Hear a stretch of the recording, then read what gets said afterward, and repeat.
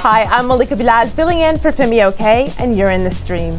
Today, what does it take to enact real change regarding our climate crisis? And can the planet afford to wait while politics play out?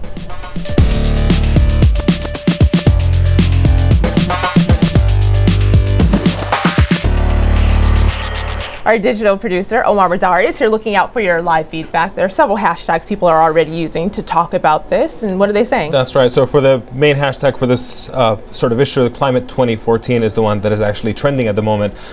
This is probably the issue that possibly presents the biggest challenge to our entire planet. Mm-hmm. But there are a lot of people online who are frustrated by what they see as a lack of action on it. We have Sally here who says, I first heard about climate change when I was 10 years old in 1988. The only real question is why the delay? And then there's this really creative campaign in Australia. Townsville salutes the government's action on climate change, and you see a picture of protesters sticking their heads in the sand, basically saying that this is what their government's action on climate change so far has been. For those of you at home, if you want to join this conversation, the hashtag for our show is AJStream, so tweet us using that and we'll try to get to that conversation during the show. But also, here's a look at some of the other stories that we're following on Twitter.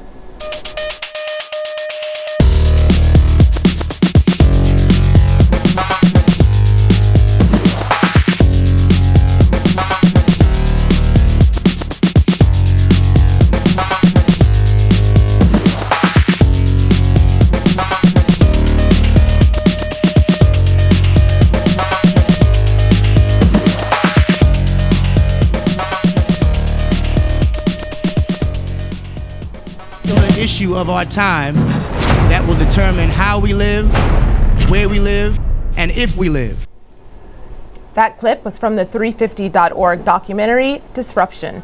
It's a sentiment shared by many, including UN Secretary General Ban Ki-moon, who said, when it comes to climate policy, there is no plan B as there is no planet B. World leaders are just 15 months from signing the first major international policy on greenhouse emissions. And in an effort to map out a solution, the United Nations is holding a climate change summit Tuesday in New York.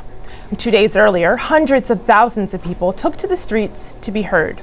Some call the protests and summit political theater, claiming there's still very little being done to reduce the carbon footprint.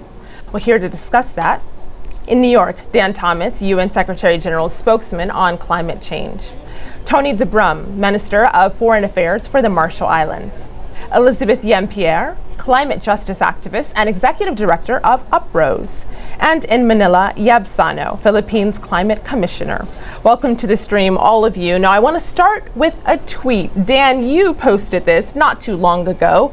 We are not here to talk, we are here to make history. And that's a quote from Secretary General Ban Ki-moon as he opened the climate summit on Tuesday. What would making history look like? Well, we need a much higher level of ambition and political ambition, but also rooted in action to take the world into a new, more sustainable place. We've got to reach a robust and meaningful agreement. We've got to get the world's governments to sign on the dotted line in Paris in December 2015. And this summit happening behind me in New York here today is the Secretary General's way of getting political leaders to really grasp the nettle and give them a platform on which to come and announce their political ambition anchored in action. But after the announcements, how do you then ensure that those pledges will have an effect? Well, we're seeing that there are also here many business leaders, civil society leaders, and particularly in the business area, we're seeing that business sees this as an opportunity. Addressing climate change, taking climate action is really an opportunity, and business leaders, far-sighted business leaders, are seeing this as something to be seized upon, something that they can lead upon, and it's actually the economies of this world with the right policies from governments in place that will take the world into a new place, a new kind of economy, a new way of using energy and powering our economies, and also a way of bringing the world's poorest countries out of poverty, making sure that this is sustainable and that it doesn't necessarily limit anyone from developing. Well, Minister de Brum, passing over to you, you're at the summit as well. How urgent is the issue of climate change for you and for the people of the Marshall Islands? We have been saying for the past few days in various meetings and interviews in New York, as well as during the march, that we fully expect that the results of all these efforts in the Treaty of Paris will be a binding agreement that will allow for the world to recognize the need to keep the temperature under 2 degrees rise. We've always said 1.5 to 2 degrees centigrade rise. Because if we do not meet that requirement, for the small island Pacific states and for other vulnerable countries similarly situated, that is the end of the line. We do not have a country at the turn of the century. We've said that we need to keep it at 2 degrees or below. Right now, we've reached 1 already, and it looks very much like it may get up to 4. We're trying to convince the world that that is not an acceptable option. Also, if the idea is to say, okay, well, we'll go over 2 degrees, but we won't really make it that high. But you should be satisfied that we've tried our best to keep it below 2. That is not an acceptable answer either, because we need to keep it under 2 in order for these islands to survive. And that's what we're here for right now. And that's what we're talking about when we say that the action should be taken now. These are the actions that are expected, but there's also plenty of skepticism online about whether that could actually come about. We have John here who tweeted in saying, what kind of action would you like to see from the international community on climate justice? Any action, just some action. And then we have Anne here on Facebook who says, believing the UN or Obama will do anything useful on climate change is absurd. I have attended the UN climate conferences. They are nothing but corporate trade shows. Civil society is shut out. No more time for demands. This is now the time for action. Elizabeth, do you share this cynicism and skepticism about what could come out of the UN conference, or are you actually more hopeful that something positive could actually come through? You know, we always have to remain hopeful. I mean, the reason we had the People's Climate March is because we wanted to show that there was a mandate from every corner, from every barrio, from every neighborhood, from the global south, that we know that climate change is happening right now. And we address it by approaching every single possibility that's going to bring some relief to the people that are going to be most impacted. You know, we all know that it's people who are not contributing to climate change that are the ones who are going to be devastated and are being devastated right now. So it would be irresponsible for us not to keep an open mind and not to stay hopeful that that world leaders might be able to make a difference. But we can't put all our hope and all our trust in that. We have to pursue every single avenue, and that means everything from approaching world leaders and elected officials to addressing this on the street. And so that's what we're doing. Well, yeah, for many people, the words are there, but the actions not so much. And it wasn't that long ago when you captured the world's attention with an emotional plea for the world to do more after Super Typhoon Haiyan hit the Philippines. I want to play this clip. This is one that caught many people's attention. I speak for my delegation, but I speak for the countless people who will no longer be able to speak for themselves after perishing from the storm. I speak also for those who have been orphaned by the storm. So you were calling for the world to reduce carbon emissions. What's been done since then? It's been almost a year since the storm, and we have been asking for urgency, concrete actions, and sincerity in dealing with climate change for a very long time. This is not an old discussion. The Climate Convention is a 20-year-old international agreement, but we're really just scratching the surface. Global emissions have risen 50% since 1992, when the Climate Convention was adopted. And so we understand the kind of frustration that's building up all over the world. But what I'd say, and I'd agree with Elizabeth, that we must remain hopeful, and I remain filled with hope and optimism on this issue, because that's what we hold on to. We have to have faith in humanity that it can rise above adversity.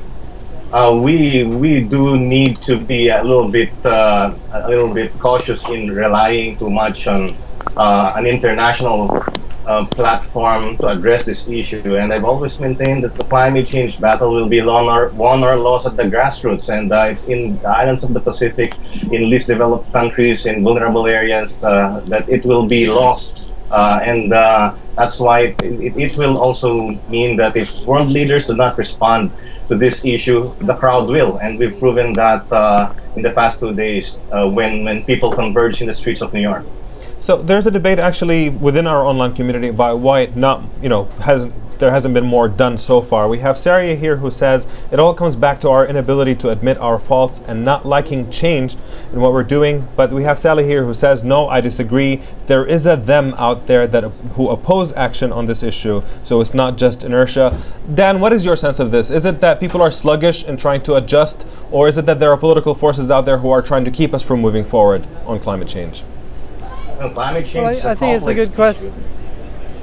Well, let's hear from Dan first, and then Yeb, you can chime in. Yeah. Go ahead. Thank you. No, I was going to say that I think that there is a growing swell of support, popular support for action on climate change. I think everybody understands now that the science is clear. There's really no debate about that. What we need is action, actions that individuals can take themselves, actions that regional and city governments can take, and then obviously they need, nations need to take action, and national leaders need to lead on this issue. I think one of the reasons that's stopped that and made that difficult is that a lot of leaders are looking at a rather sort of short-term opportunity, a short-term window. They're on an election cycle every 4 or 5 years. It's hard for them to really grasp the long-term vision that's required when it comes to tackling climate change, and that's one of the reasons we've seen sort of this sort of sluggish pace of the negotiations. And what the Secretary General is trying to do today, in this chamber behind me, is to raise that level of ambition and get leaders to really think in a more long-term way, to really put policies in place and raise the level of ambition to reach an agreement and then move beyond. But Dan, how do we, Dan, I hate to interrupt here, but how do we go about actually holding these leaders accountable? We have the heads of states of India and China not actually at the summit. President Obama is there, but accountability, where does that come in? Could I say something? Please, go ahead. First of all, my again heartfelt condolences and sympathies with our friends in the Philippines. We know they've borne the brunt of this for some time, but there is a tendency for the big emitters, for the large countries that do all the damage to the atmosphere, to hold on to the belief, the false belief, that they are the least vulnerable. They are not going to be touched by this, so they don't move, and they're the ones who have the solutions. It is us, the vulnerable countries, the small countries with a little voice, that are trying to get the world's attention that this is an immediate, current, and present danger to all of us. The view, it seems to me, in the bigger capitals of the world is that, yes, climate change is a problem, but it's down the line. We need to change that way of thinking. I agree with you, but I would also add that it isn't just the small countries that are being affected. You look at a place like the United States, and you think that the United States is invulnerable. But in Brooklyn, we had 2 tornadoes. We had Sandy. In the South, we had Katrina. We have droughts in California, droughts in Detroit. There's droughts in Puerto Rico, in Alaska, in a village called St. Lawrence. People can no longer hunt for their food. So communities of color, frontline communities in the United States, people who are the descendants of slavery and colonization, the same people that have basically were the ones who were extracted are the ones who are now being impacted by decisions that are making by corporations that slow down this process. And they slow down this process because that's the way that they manage expectations, and they've been doing this for years. And in the process of slowing it down, the earth is getting warmer, and we're seeing more and more change happening. So we know why they slow it down. ground and need to understand and need to comprehend and need more studies. But we already know that the scientists are already telling us. But I think there's this feeling that in places like the United States that has all the money and all the power, that communities like ours don't live in the shadows of those decisions. We live in these communities that are burdened with all of the environmental burdens, and we are the ones who stand in solidarity with the global South and islands like yours saying that this is unacceptable. And so we have to get that message out to people on the ground, because they, with little or almost no resources, nobody has ever been more sustainable than a poor person. So when I hear someone say, well, the people have to make changes, we've always repurposed, recycled, reused, because poverty makes you do that. What we need to do now is force these elected officials to be accountable, to do what we're demanding them to do. That's why we brought out 400,000 people to the streets from every walk of life to say, we are coming together to change this thing. So anyway, I just wanted to share that. Yep. So one of the most common. I agree. Yep. One of the most common. That there is there is a lot of understanding. There is a lot of effect being felt even in the large states like the United States. But it seems that maybe nobody's watching TV in Washington or something. There seems to be a lack of understanding or comprehension as to the extent of the problem, where the leadership must take account. That is what we were trying to say earlier. Right. So one of the most common arguments for why countries that don't take more action on climate change is that they're essentially prioritizing the economy over climate issues. We have Stephen who tweets in saying emissions are generally coupled with economic growth, so reducing emissions hinders growth. Number one, no one wants to lose that competitive edge.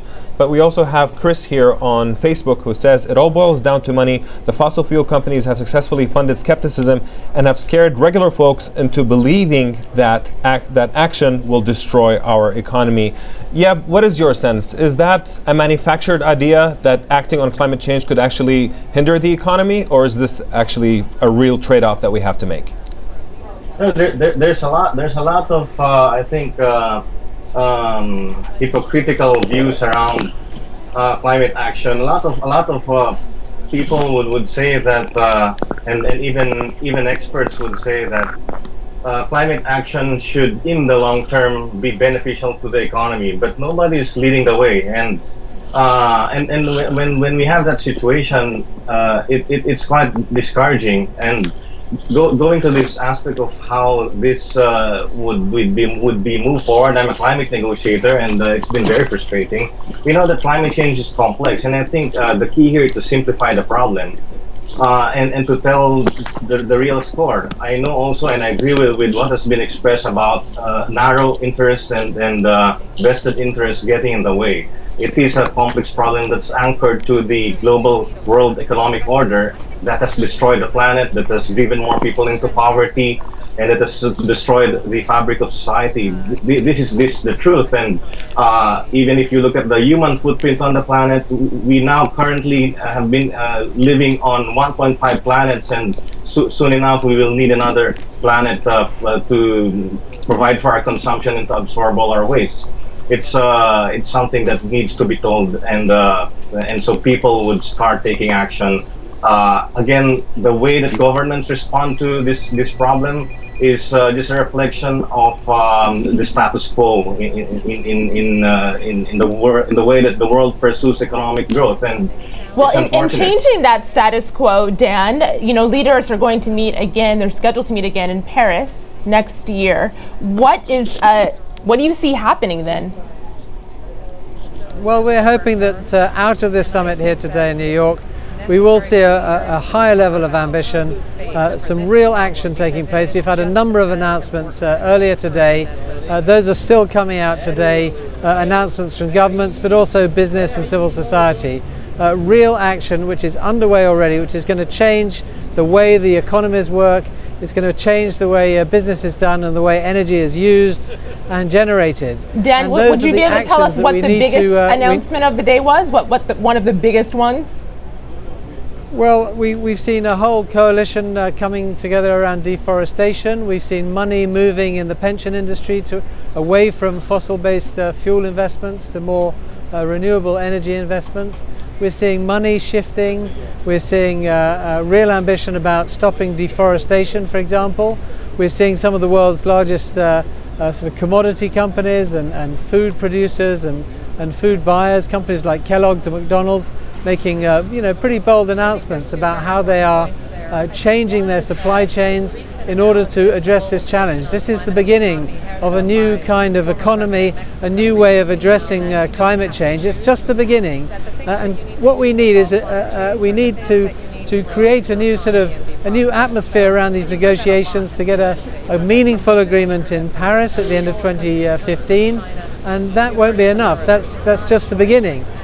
That will then seed a more ambitious agenda in terms of the way we consume, the way we drive our economies forward. Right. Well, Elizabeth, you heard Dan mention Kellogg and some other businesses. Do corporations have a role in this, and should they be present at these talks?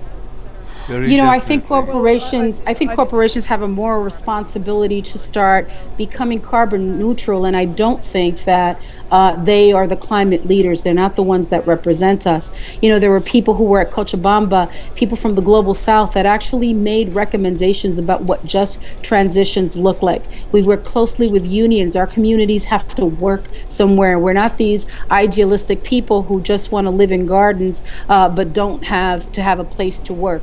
Our people have to work. We come from struggle. So we support businesses that are engaged in just transitions, that are trying to operate carbon neutral. And I think that those are the models, the ones that if you need to have economic leaders, if you need businesses that represent what a new economy looks like, those are the ones that you should be showcasing. Those are the ones we should be sending to the United Nations to speak on climate. But those folks that really have been traditionally contributing to the problem and don't see that is not only going to save them money, but it's going to save us lives, those folks are not climate leaders.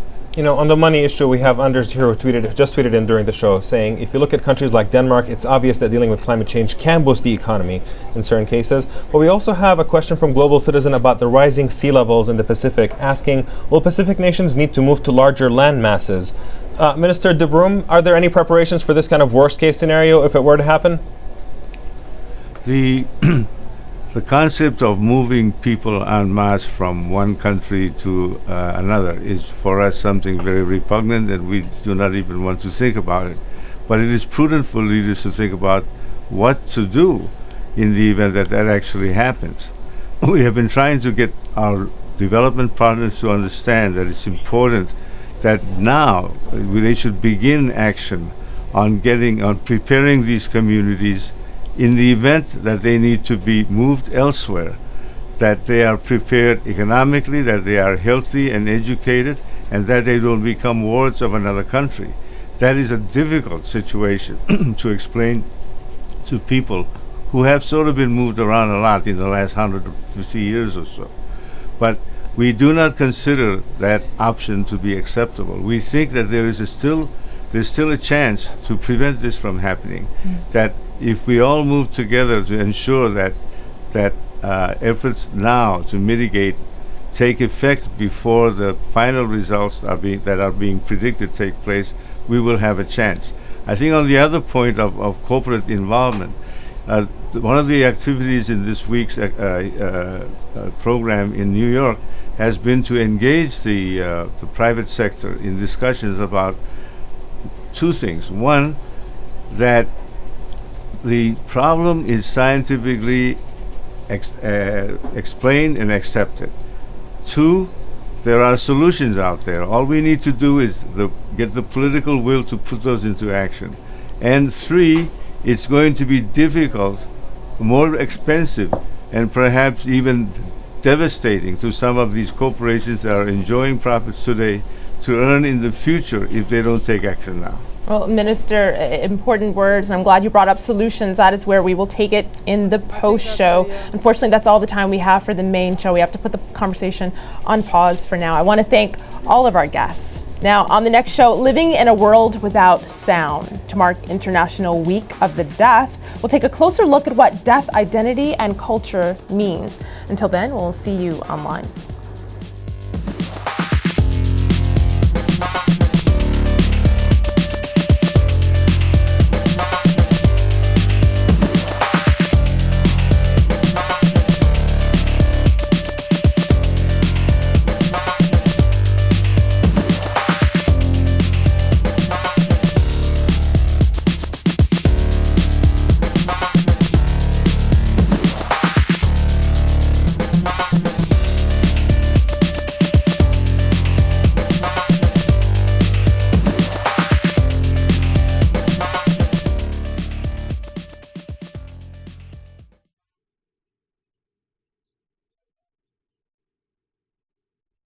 Welcome to the Post Show. We've been discussing the politics of climate change. We'll get right back to the discussion with a tweet. Yeb, you tweeted this. This was tweeted on the 22nd of September, so very recently. If world leaders don't solve climate change, the crowd will. And used hashtag power of the crowd. After all, you go on to write, this battle will be won or lost at the grassroots. Now, right before we headed into the Post Show, the minister of the Marshall Islands was just telling us about solutions. He was talking about the solutions are there. So on an individual level, referencing your tweet, what can the average everyday person, those who are watching this show, what can they do?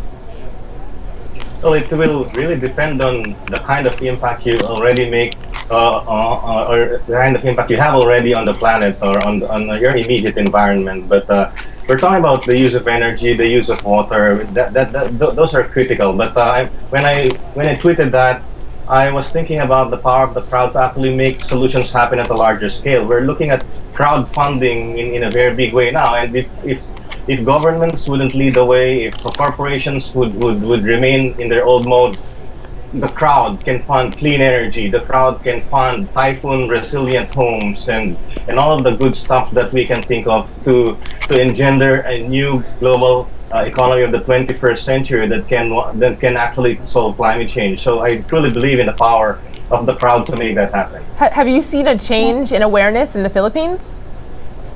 Oh, definitely. I think that in places where we experience climate change in very real ways that affects real lives and livelihoods, climate change is something that we stare at in the face every day, and awareness has risen dramatically in recent years. Elizabeth, we have some criticism coming in. I think makes a key point there. Dan? Yep. I think Yeb makes a key point there that so many people are dealing with the effects of climate change at the moment. This is not a future problem. This is something that ordinary people around the world, in cities like New York and obviously cities in the Philippines and other countries hit by some very extreme weather. Everybody is really feeling the effects of this now, and there's a real groundswell for some action now. We heard at the Climate Summit from a young woman from the Marshall Islands who stood in front of world leaders this morning and made a very passionate plea. She's from the Marshall Islands, Kathy Jetnil-Kijiner. Her video is going viral on the internet at the moment. It's only been out for about 3 or 4 hours. I encourage you to have a look at that address. She stood in front of world leaders, only 5 foot tall, and she told them very clearly what they needed to hear about how climate change was affecting people like her, people living in small islands and developing states. And I think your audience would find that a really powerful reminder, and they would really cheer her on in having the courage to stand up in front of the world on the world stage here at the General Assembly to say what she did. She had a standing ovation. I'm sure that they were listening to her, and her message was really rammed home this morning.